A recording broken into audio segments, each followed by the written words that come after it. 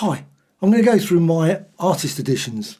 These are all from IDW and probably a few others as well, but I'm just going to go through them. They actually weigh a ton, and you can see what they normally come in.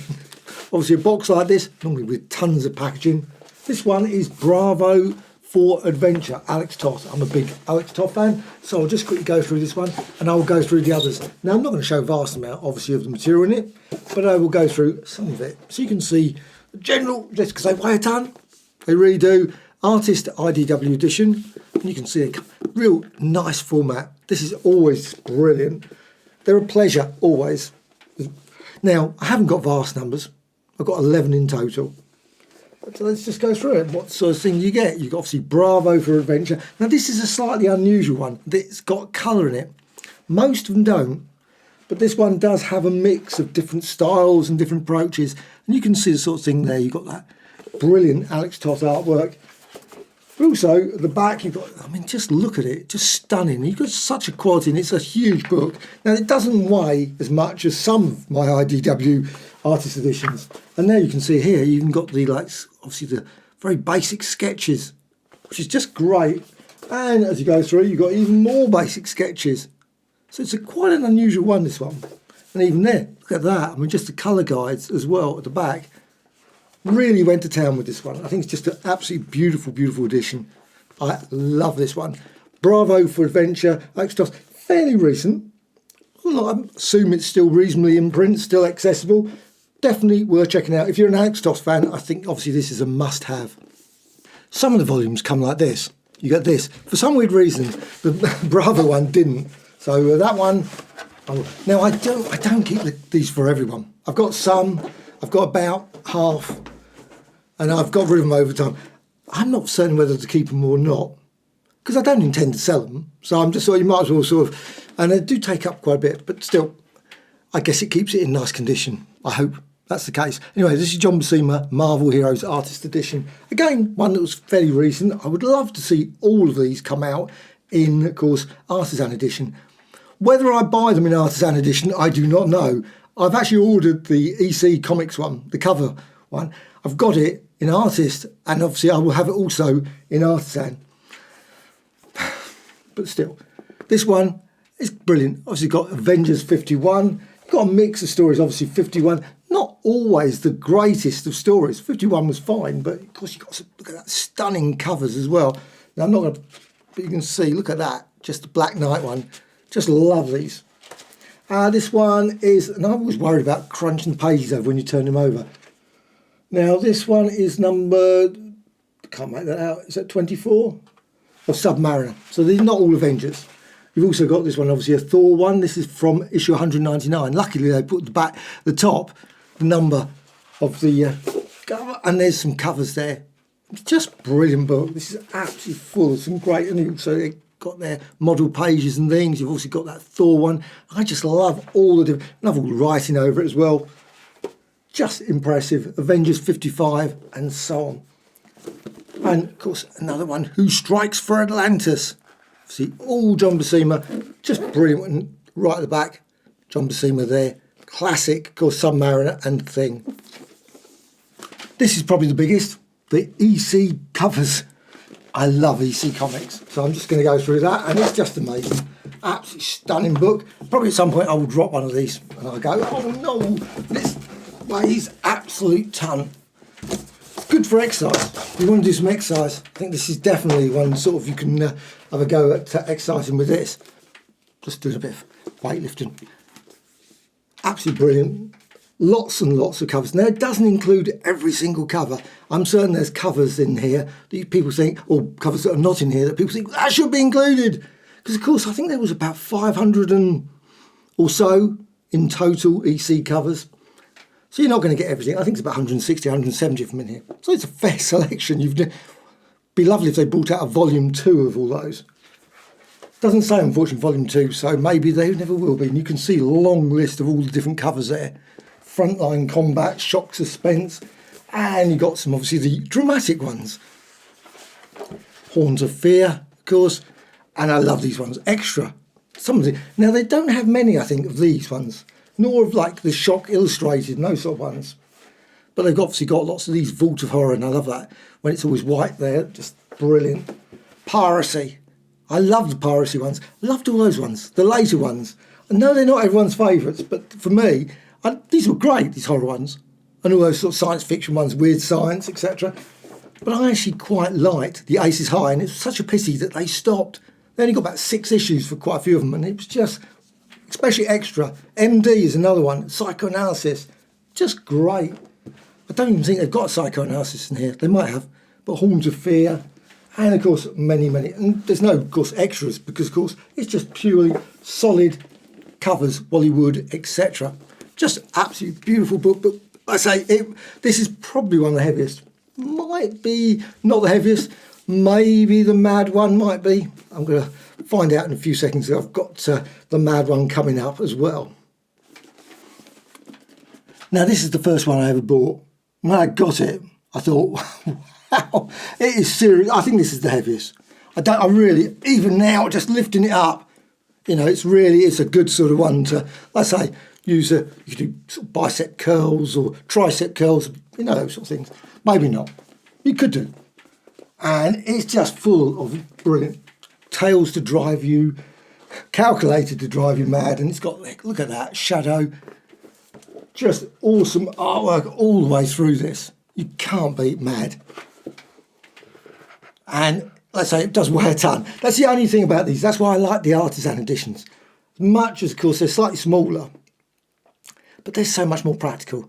One, they take up a ton of space, and there's not many places you can put them. Unless you've got a purpose-built sort of shelving, it's quite, you know, they end up being on the floor. Because it's just like, where can you put them? There's no shelves that you could support these. You really have to have some substantial, or metal ones, I suppose. Some of these, I mean, absolutely brilliant. All the way through this. And like I said, just lifting it up. And again, Mad. And I love that. Look at that one at the end. You've even got the lovely advert there. I just think that's great. Of course, all Gatling gun. Of course. But this is probably the biggest one. Mad Artist Edition. Don't think that's available as yet. I'm surprised, actually. That would be one that I would have thought would have been obvious to come out in Artisan Edition. Unless I'm wrong. I don't think there's an Artisan Edition of this one. But it's really brilliant. I would buy it as well. Any EC ones I would buy. I just absolutely love EC Comics, and I think it'd be just great. They could bring out volume after volume after volume of those ones, and I would get them. Because especially the artisan ones, about 30 quid. I mean, just full of just so much brilliant artwork. So, Mad Artist Edition. This is pretty impressive as well. Jack Kirby's Fantastic Four, World's Greatest Artist Edition. I love the way they get the world's greatest. I mean, it's pretty good. But I must admit, I'm more of an EC comic fan. I mean, I love Fantastic Four. Issues 1 to 100 or whatever are just some of the greatest. But I think I do prefer the artwork in the thing. And, I mean, just superb though. Side by side with Submariner. Great little story. Got my favourite, Utuma. I'm not a fan of him at all. But still, it's absolutely beautiful, crisp artwork. Just glorious seeing this. I mean, absolutely. I don't think there's an artisan edition of this one. There is an artisan edition of some of the Jack Kirby work. And I've got the artist edition for that as well. But this is just beautiful. I mean, it really is super clean, really sharp, just beautiful seeing the artwork all the way through this. Oh, of course, this one's the Inhumans. No. Oh, the only thing that slightly occasionally annoys me is that they waste a bit of space with the side there with Doc Doom. I don't know why they put that. Just a page that they could fill up something else. Just blows it up, way out of proportion. You've got the lovely Doc Doom there. But it's just such a quality book. I mean, it's just really smacks of quality all the way through. And you've got the Doc Doom, and then you've got these covers, Peril and the Power, and not just those ones. Oh, I mean, you've got also, of course, the early issues as well. Unfortunately, no Fantastic Four #1. Wouldn't that be lovely if someone found Fantastic Four #1, every single page of that? That would be something. Though I imagine the art it does always look a bit crude, actually, unfortunately. It's not the world's greatest Jack Kirby artwork. Obviously, it's an iconic issue, but but you can see the earlier ones there. I think they obviously just improved so much in the style, probably because of the inker than anything else. But it's just beautiful, and I look at that. I love the X-Men. I love the X-Men because when the old Iceman was in this frosty sort of format, it was always something. And it's just great. Again, lots and lots of extra pages here, and you can see the quality artwork. This one, issue 50 odd, 55? 50. That was it, 51, wasn't it? Just, again, still, this weighs a ton. This is really a massive volume, really glorious, and really pleased I got this one. I think some of these, obviously I'm showing them, they're not actually easy to get. And that's why, again, I think the artisan editions are brilliant when they bring those out, because at least you can actually see the dust on that one. Shows you how many times I pick them up. I do actually pick them up quite a bit, but they're sort of thing that you have to put on the bed, on the floor. And again, they get dusty because of that. You just put them on the floor and all that. So it's not easy, really struggle to lift them. So, this is another glorious one. Jack Kirby's Marvel Heroes and Monsters, Artist Edition, of course. Again, I would love to see this in Artisan Edition. Just brilliant. I know it would mean I get it twice, but I've got every single one, I think, of the Artisan Editions. So it would be slightly just to miss one, but look at that. Again, I suppose in many ways a bit of a waste of space, because of course they've got that picture already inside. But look at that, good old Ant-Man. I love that one. That's one, obviously the issue 35, not issue 27 of Tales to Astonish. It's one of my favourite stories of all time. I love that one. Red Skull Supreme, when he gets the Cosmic Cube, and then wishes for every single comic book ever. And he spends the rest of his life looking through all the comic books, Marvel Comics, Timely, Atlas, and all those sort of things, DC. It would been so much better, wouldn't it, than actually trying to rule the universe? Why would you want to do that? But of course, you know what happens to the Cosmic Cube. But look at the torch there. The Return of the Wizard. Some of those Strange Tales were some good ones. I really enjoyed them. The Wizard always looked odd when you see the Wizard. I must admit, it's one of those. And the thing with these early stories, also, they were very inventive.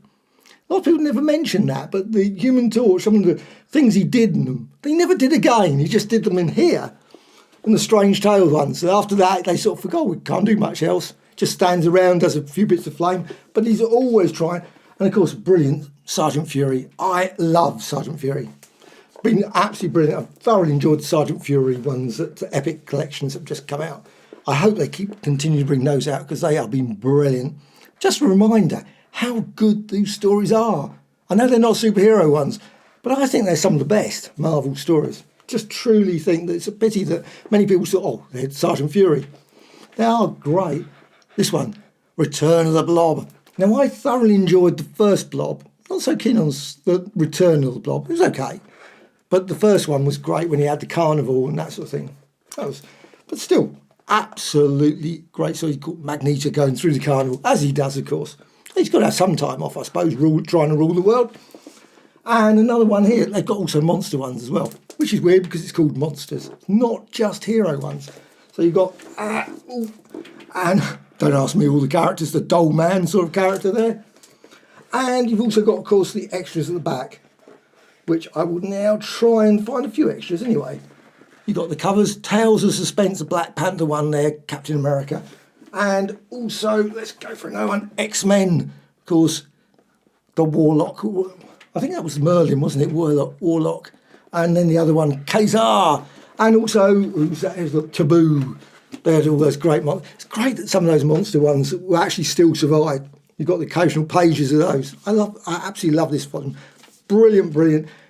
Of course, always the way. It doesn't have all the stories that I would love to see. And of course, there's always the hope. Maybe they bring out a second volume or third volume. And that some of the stories that I really love will be included in there as well. Now, this is a non-IDW one, but it's still an artist edition or gallery edition or whatever it's called, gallery edition. This is Ronin. To be honest, this is quite heavy as well. In fact, I can really feel it.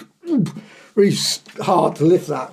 But still, when it's got 268 odd pages, table of contents, it is one of the heaviest ones because it's got the most pages. But look at the artwork all the way through it. I love the series Ronin. Just absolutely brilliant. But this is just full of some truly brilliant work. You can spend hours studying through these sort of books. That's the thing for me. Just looking at the artwork, and also drawing it as well. I love sort of drawing. You can sort of pick a look and think, wow, look at just glorious. And this one does have lots and lots and lots and lots of pages to go through. And you can see there. So, and to the back there. Absolutely wonderful one. This is from, there you can see the details there. The gallery edition, Frank Miller, DC Comics. Very impressive book. Now I bought this one at Comic Mart, and I had a choice because obviously you could see the weight of this, and I was lugging these home, and well, there was a choice between the Red Nails one of Barry Windsor Smith. In many ways, I love Red Nails, so I always think I wish I'd bought the Red Nails one. But Stain, you can only sometimes choose a couple, otherwise you just can't lift them. Unless you've got a car outside, of course, to lug them back. But I didn't. So it's really one of those things, a practical sort of decision to, I mean, it's just too much. You sort of trying to, I think I bought four artist editions on that day. And they really, the bags and everything were really just breaking because they were, I think, 30, 40 pounds. I think it's 40 pounds or something like that. Super cheap, really, really good value. And it's just, yeah. I say you can only buy so many things, but just purely on the weight. Here's another one I bought on the same day as well. Elfquest, gallery edition. This I loved, absolutely loved Elfquest. One of those series I picked up virtually all of the comics. And I don't know why I haven't bought the massive omnibus editions of those Elfquest ones. But I read them back when they came out, and I'm not really going to actively rush and read them all again. They were great, thoroughly enjoyed them, and it was just nice getting this. And this, as far as I'm concerned, is for me the collection of the stories that I wanted. So I just think absolutely glorious artwork all the way through it. I love it. Absolutely love this story. And you see beautiful artwork.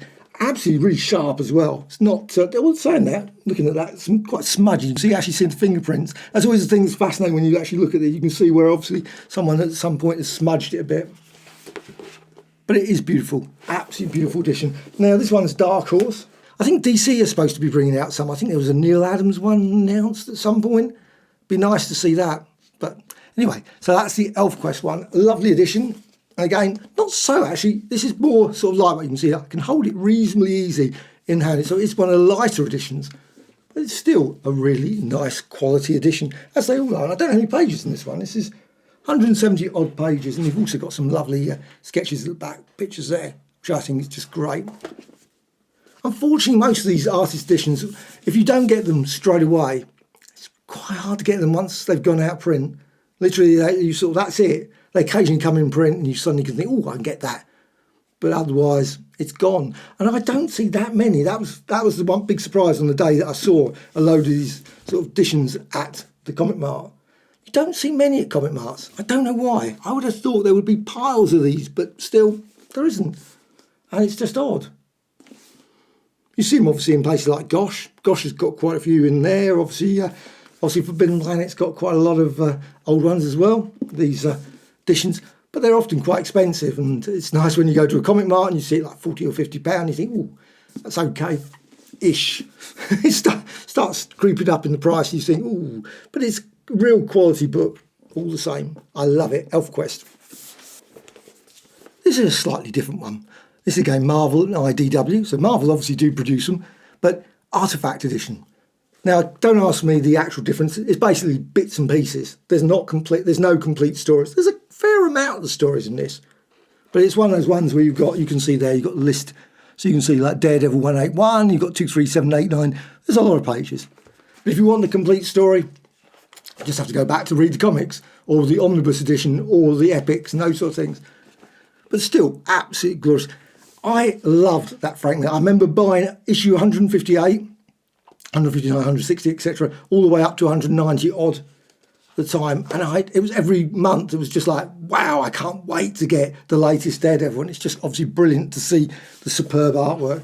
It was, to me, one of the finest series. I just absolutely loved Daredevil, Elektra, Kingpin, all the characters. And this character's just really brilliant. Absolute masterpiece. Bullseye, of course, as well. Never a fan of Bullseye, but it was quite enjoyable. And, of course, the TV series are just brilliant as well. But obviously they're Kingpin and others. And I think it's got some extra bits at the back. Let's have a look. Yes, it's got a little bonus section. You've got the covers as well. Some of the covers. I don't think it's got all the covers, but you've got 160, 161, and probably you've got 189, you can see there, and other bits and pieces. A lovely, lovely edition. And actually quite reasonable size. Not too hefty, not too massive, but still a lovely edition. This one's Jack Kirby's Fantastic Four. Yeah, another Jack Kirby's, but not the world's greatest one. This one's obviously artist edition, so it's complete stories. Got a few stories that are fine, and a few stories that I'm not particularly a fan of, but still a really nice edition. And they did bring this out in artisan edition, so if you don't want this super... Again, it's probably not in print anymore anyway. And you can see the stories it's got. There it is. You've got the details there. 71, 6, 82, 83 and 84. They're fine. Fine stories. Annoying thing is, of course, the Doc Doom story doesn't finish. So it's always the way, isn't it? But this one, the robot, obviously the android, Mad Thinker's android. And also, of course, you got good old... I'm not a fan of Niles. Never been a fan of those stories. Any stories of Niles, I normally just book straight back. I just don't... Just never with his cylinder or whatever it's called. Still, you got the Inhumans.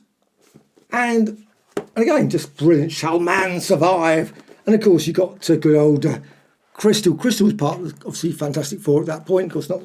And it's just Maximus rules the world. Of course, he rules the world for about 3 seconds. And then, of course, another character comes along, Doc Doom. But unfortunately, like I said, that story doesn't finish. So you've just got that one issue of Doc Doom. But you've got some great covers. You've got also some lovely panels like that. Just superb. When calls Galactus. He hasn't called me anytime. But anyway, well... Shall Earth Endure? Psycho Man, another character I never rated Psycho Man. And there was some really odd that was just weird bit of inking. I don't know. That didn't appeal to me, that bit. But anyway, some absolutely brilliant. The Mystery on the Moon. Some of these stories were a bit by the end, and the Mad Thinker, of course.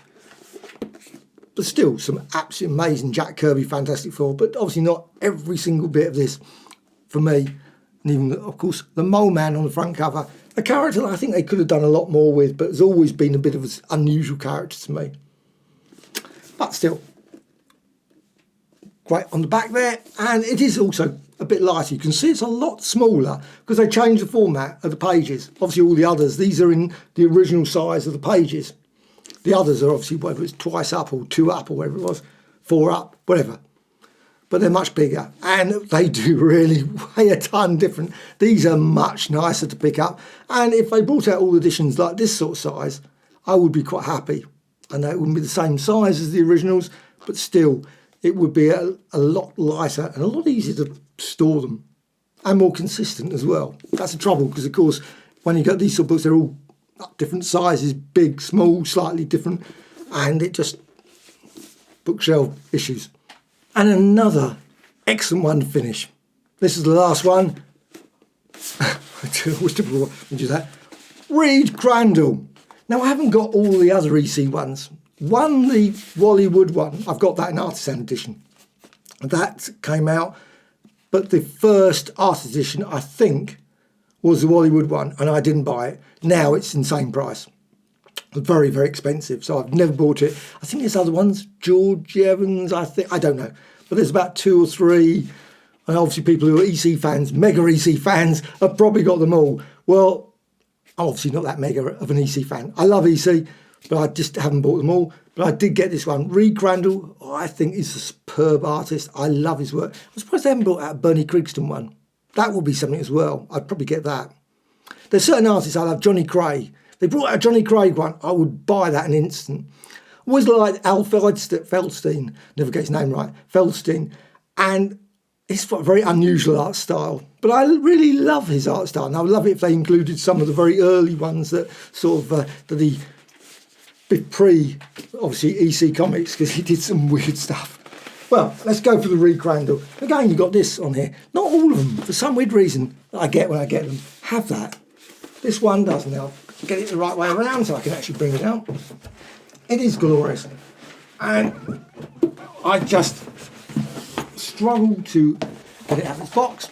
It's finally out of its box without falling over. Again, you can see it's a huge danger. Maybe that's a good, what's the name about these books? Danger, because they are hefty. But this one, piracy one, I just, glorious. I think that definitely was a piracy cover. Must be. That would be weird if it wasn't. I know it is.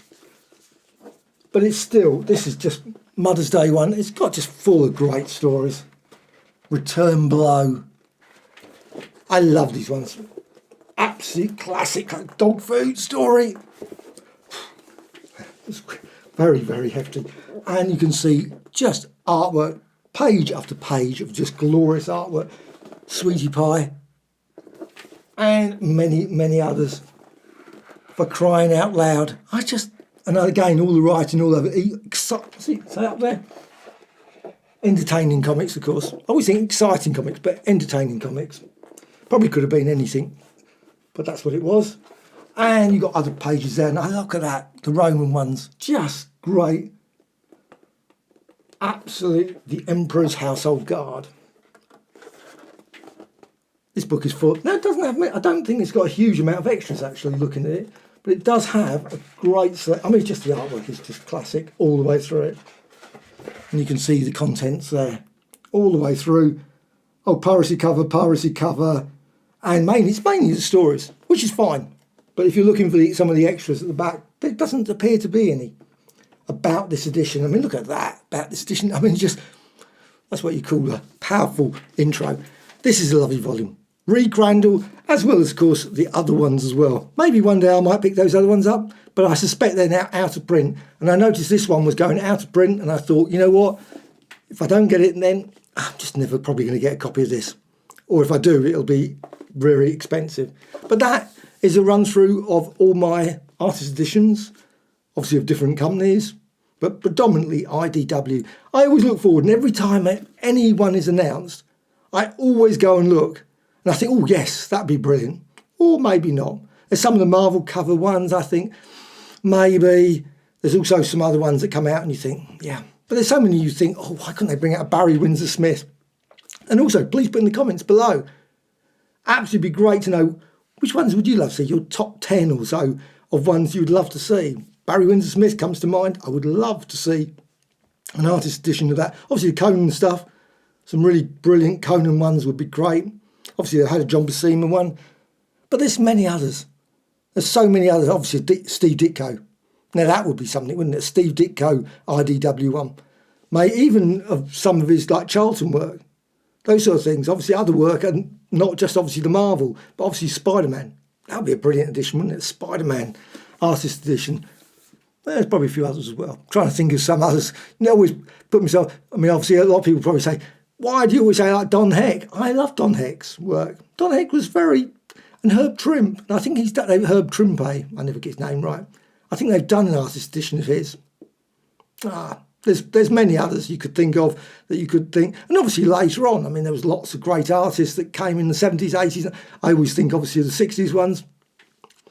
But that's obviously the time I love of the Marvel comics. But also there's DC comics as well. There's a lot of Gil Kane. Gil Kane one, of course they are. Bill Everett. As soon as I think of suddenly think, oh, Bill Everett. A Joe Maneely one. Joe Maneely artist edition. Wow. That would be superb. I would love to see that. Of course, I am looking forward to the book that's coming out, Joe Maneely one in the Atlas editions from Fantagraphics. I'm really looking forward to that. So that would be brilliant. But it would be nice to see an artist edition of his work. And there are probably many others. Lou Fine. Obviously, they've had a Will Eisner one. Well, there's many others. But you probably spend hours thinking, oh, what about that artist? What about that? Matt Baker. I'm just looking behind me just to see the names. Ramona Fradden, and so on. There's artist editions, infinite possible artist editions they could bring out that would be great to see. But anyway, that's my 11 of my artist editions. I hope you've enjoyed this. And, well, have you got any of these as well? Please let me know. And which one's your favourite? You obviously must have a favourite. If you bought some, you must have a favourite. And also, do you find them excessively hard to move around? Do they weigh heavy for you as well? Because for me, this is the trouble with them. I love them, but they are not the lightest thing. And I'm just feeling it now on my leg. Anyway, bye.